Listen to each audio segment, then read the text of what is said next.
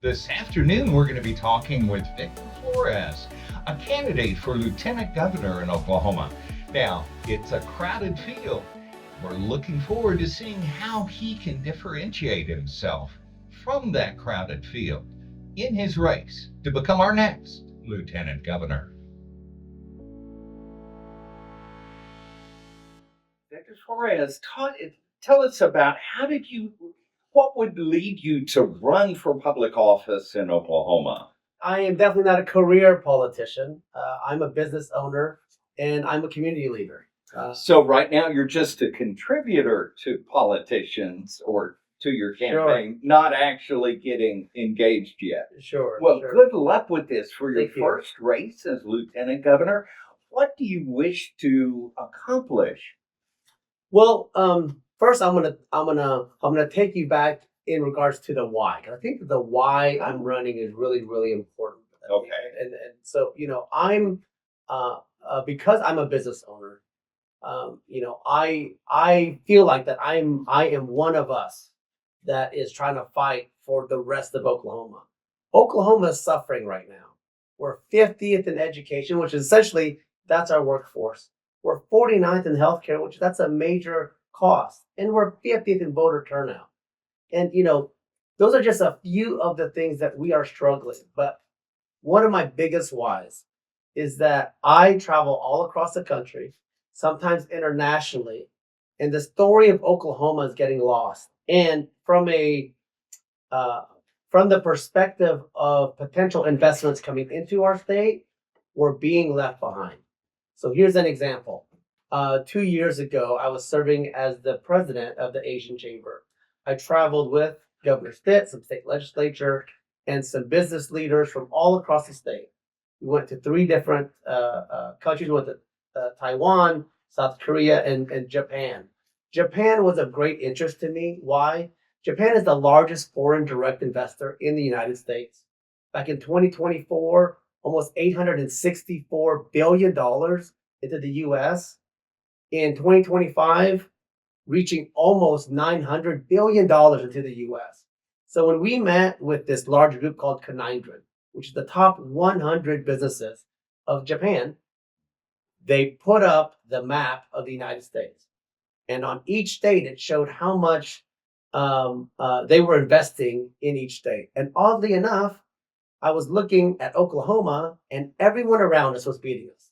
Then I kind of spanned my view, and I was looking all across the country. The only state that we beat was Montana.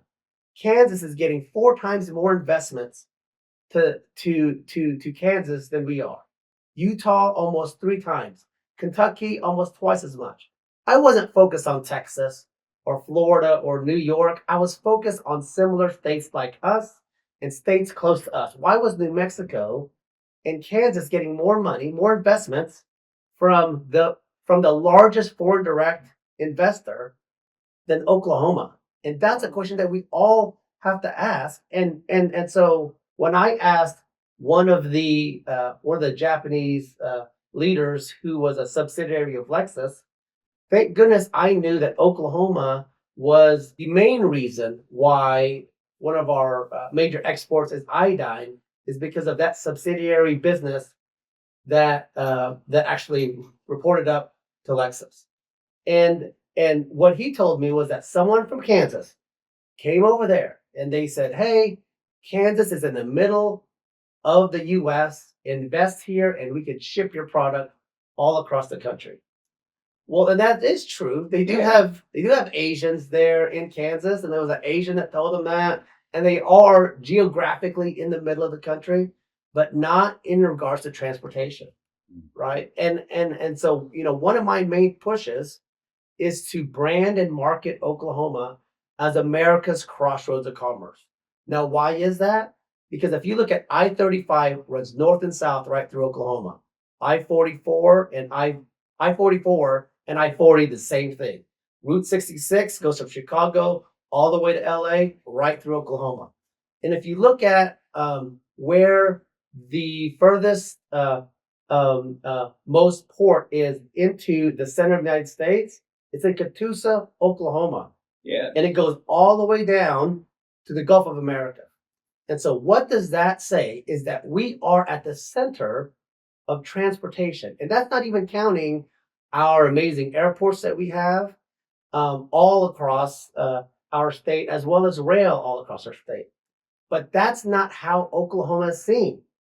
Every time I traveled from New York to California and from Washington to Florida, everywhere I go, they're like, "Hey, Victor, where are you from? You seem to be a pretty fun person." And I tell them, I come from the great state of Oklahoma. And I get one of three responses. Number one, are there still cowboys and Indians, and do you live in teepees? And I'm sure a lot of the viewers hear the exact same thing. Or number two, do you live in a bunker? Because tornadoes, I hear, are running around Oklahoma every other day. Or number three, I'm sorry, Victor, where is Oklahoma? And that's a problem. But, if you think about it, why Oklahoma is known as a state for cowboys and Indians or for Twister is that's how we marketed ourselves. If you think back to Will Rogers, one of our greatest ambassadors, he went all over the world sharing stories about the old Wild West and cowboys and Indians. But, a lot of time has passed since then. And we need to catch up in regards to how we better brand ourselves. And also, do we have tornadoes in Oklahoma? Absolutely. I do not understand why we keep talking about it. And in fact, Oklahoma is no longer the center of Tornado Alley. But do you hear those other states talking about tornadoes? No. We like to film movies about tornadoes. And hey, I love twisters, both of them. But it's not good for Oklahoma. You know what is really tough, because I'm also a part of a group called Global Oklahoma. When we bring ambassadors from 17 different countries here to Oklahoma, our presenters cannot stand up there, which every single one of those folks were actually employees of the state, walked up and said, "Man, I'm sure glad it's not too windy of a day and there's not a tornado." To us Oklahomans, that's funny because we've lived through so many tornadoes. But to strangers, it scares the living daylights out of them. So we have to be mindful how we market ourselves. We have to market ourselves in a positive light. And I promise you, we and all of our businesses and all the people of Oklahoma will rise to the positive image of America's crossroads of commerce. That's very interesting. Now, could you or could you share a little bit and let us dig into your business background that leads or prepared you for this role? I have 2 master's degrees. My first master's degree was in finance and in accounting. That was from Oklahoma Christian University. And then my second master's degree was in healthcare administration and accounting. That's from Trinity University in San Antonio, Texas. So the first part of my career was in healthcare, almost exclusively healthcare, finance, business office, on the accounting side. And then one of my leaders for Integra South, Stan Hupfeld, who was the systems CEO, he's obviously retired now, but he was one of those mentors who really invested in me. And he said, "Hey, Victor, I see greater things for you." And he really wanted me to become hospital CEO. Well, that just didn't work out for me. And so I transitioned from a mid-level operations role of a hospital to a CFO, COO role of a large physician group. And then from there, I actually created my first consortium that then led me to tribal healthcare. So I was the CFO for the Absentee Shawnee Tribal Health System there. And after 6 months, they found out I was a genius, which is not true. I just really had to deploy some of the common principles in regards to how to track down some of those healthcare dollars. And then so from there, I went from a health clinic CFO to the tribal CFO and then tribal administrator for one of our tribal nations here in Oklahoma. And then after that, I actually left and I had my own firm. I did that for about a year, and then a large national accounting firm actually picked me up, and they had me assisted leading their national tribal practice. And and so the at the time there were three offices in the country, and I opened up our Oklahoma office because I said I'm not moving to where you're at in Albuquerque or Phoenix or Oregon. I'm staying here, and I'll create an office around me. At which point I did, and so I started our office there, and that was back in 2020. And so now there are six offices, but that company actually represents over 256 tribal nations across the country. And so I was working with with the state government and the tribal government in all those different states, as well as here in ours.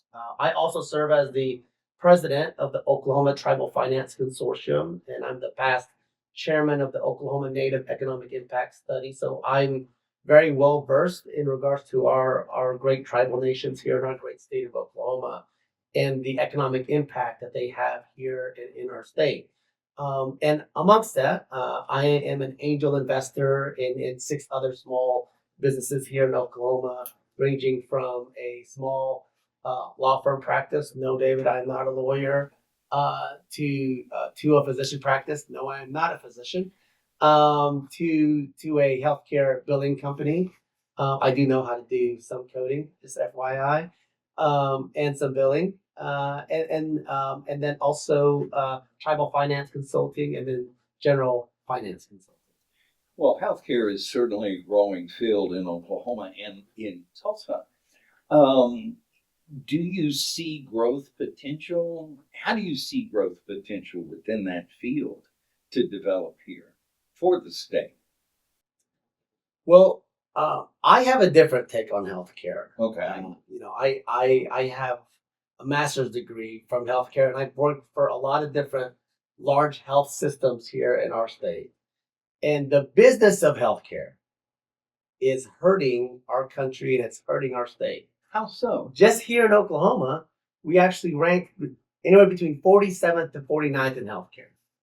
And the reason why that's an issue, even externally to our state, is that if we're trying to attract businesses to come here to our state, they're going to look at a couple of things.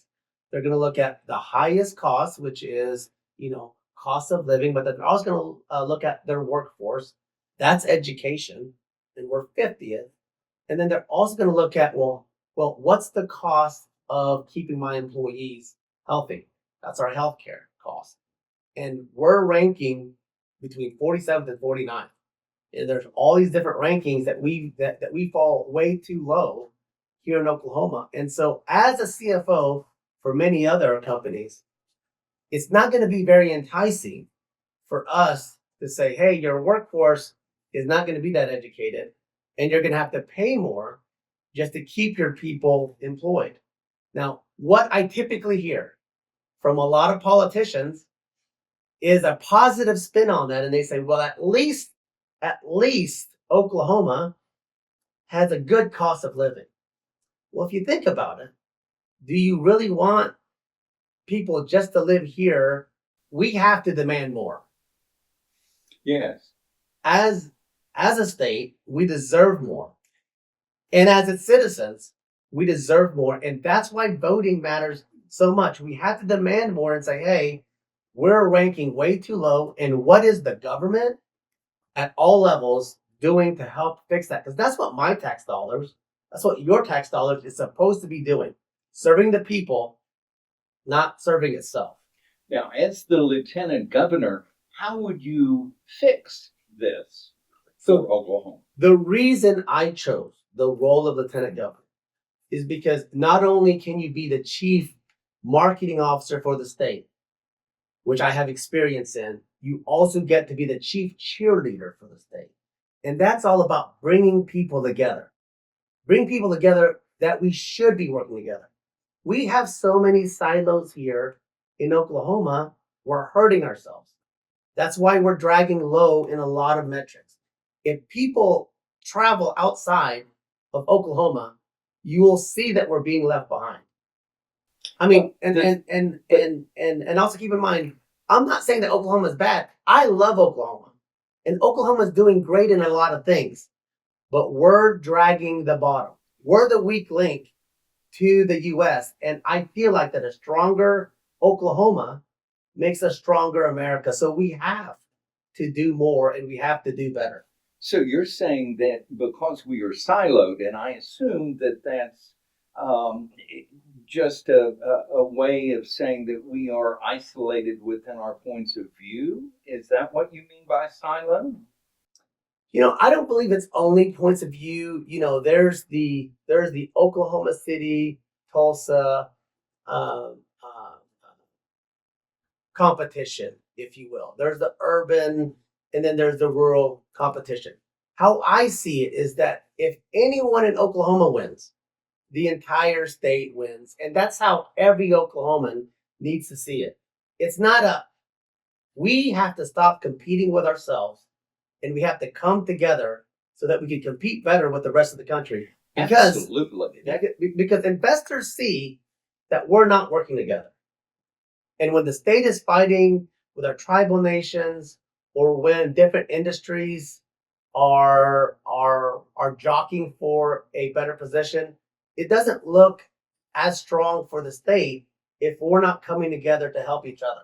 I think the vast majority of Oklahomans would agree with you that Absolutely. we need to come back. But what I'm saying is I-35 and I-40 are totally free in the state of Oklahoma. I-44 is totally paid between Right. Oklahoma City and the border. So that puts Tulsa in the middle without really a significant free road if you don't count 75. So which is one. So Yeah. at least we have one escape south.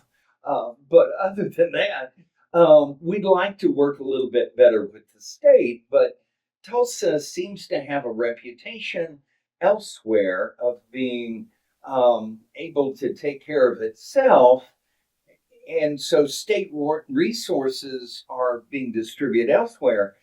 Can we rebalance that? Well, and so number one, the role of the lieutenant governor does not dip into transportation.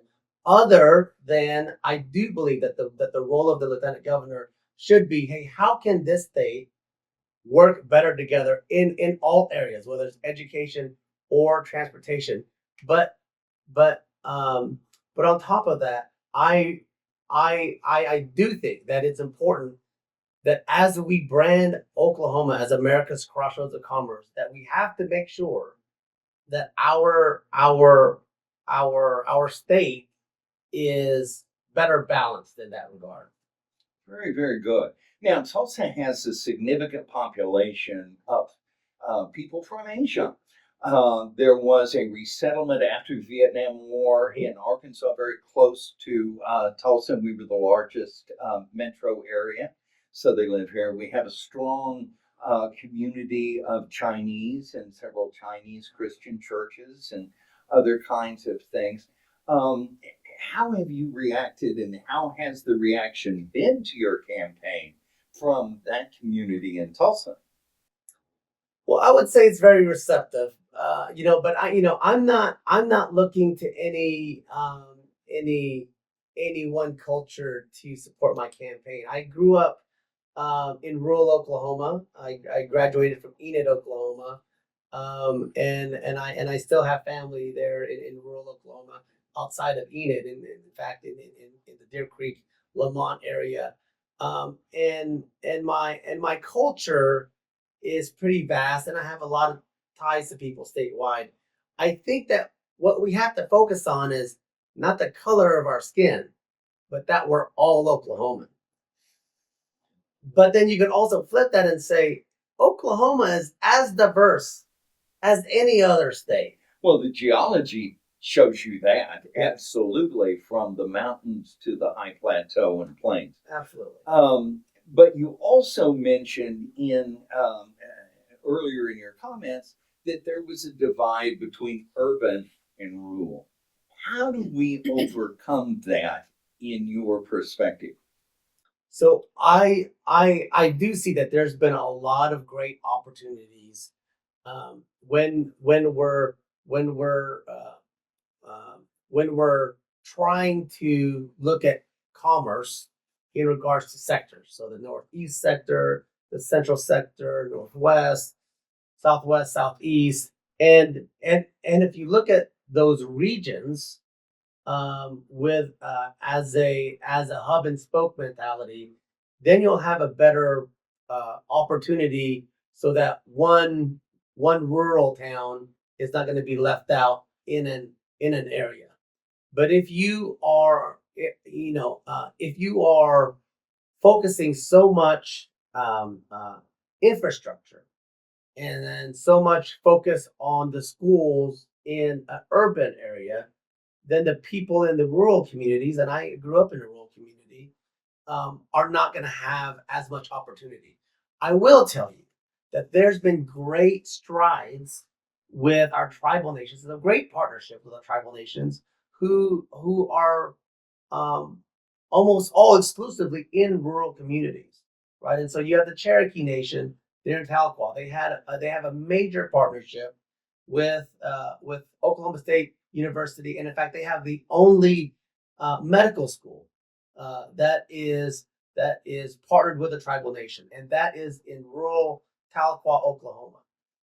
Well, even in urban downtown Tulsa, we greatly appreciate the tribes and their contributions. In Tulsa County and the other counties, Wagner, in the area, we have seen on the ground, on the streets specifically, the improvements that they've made possible. And I think, again, most Oklahomans are delighted when we can work together instead of suing each other for a Yeah, change. yeah. Our tribal nations are are as Oklahoman as we are.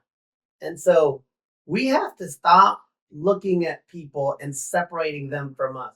We're all Oklahoman. And I'll tell you, Oklahomans have always been great in coming together in a time of disaster. Well, I'm telling you, with our numbers the way that we are, we're in a disaster. And there is no time for infighting. And I don't know why there's ever been a fight with our tribal nations who has been the greatest asset to our state, and they're never going to leave. They can't leave, right? They're here and they'll always be here. And so let's, uh, in instead of fighting or ignoring our tribal nations, how about we partner with our tribal nations to make our state that much greater? And I will say that a vast number of Oklahomans across the state do agree with that.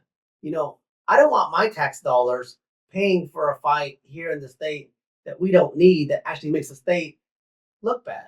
Like, we need to be a united state of Oklahoma because right now we're not. And I'm telling you, it's hurting our pocketbooks. How do you see moving Oklahoma forward as lieutenant governor? So I would see it two things.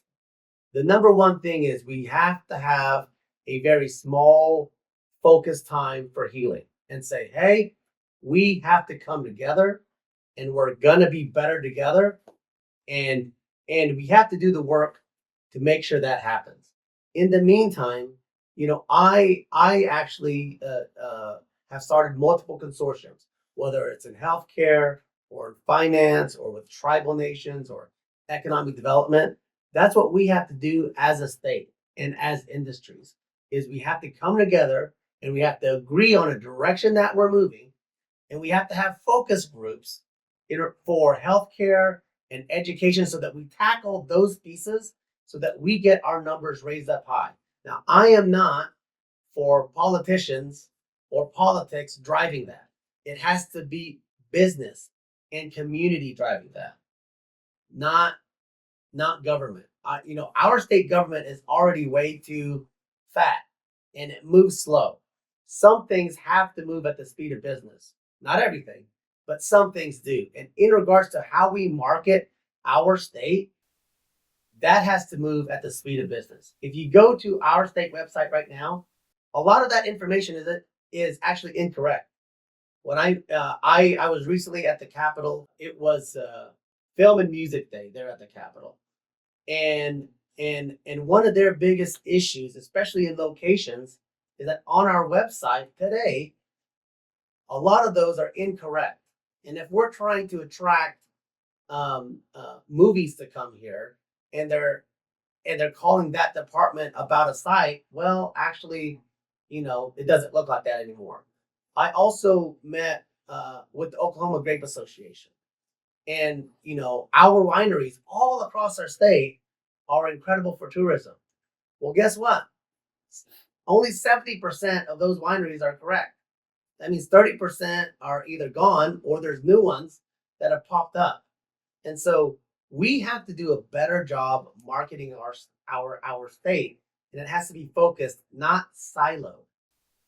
Okay, so you would, as Lieutenant Governor, be the overarching umbrella guardian of consistency or continuity in those efforts, those outreach efforts? I would not use the word guardian. I would use the word cheerleader. And so the role of a cheerleader is really to bring people together, encourage them to work together. That's why we have a state legislature. That's why we have other different departments to kind of oversee that. But we do need a unifier here in our state. And I believe that a cheerleader for our state that is encouraging all industries, that is encouraging urban and rural, that is encouraging tribal nations, municipalities, state, county levels. We have to work better together. That's what we need. Victor, your talk today has been very inspiring. Thank you very much for taking the time to come in, and look forward to following your efforts during the campaign.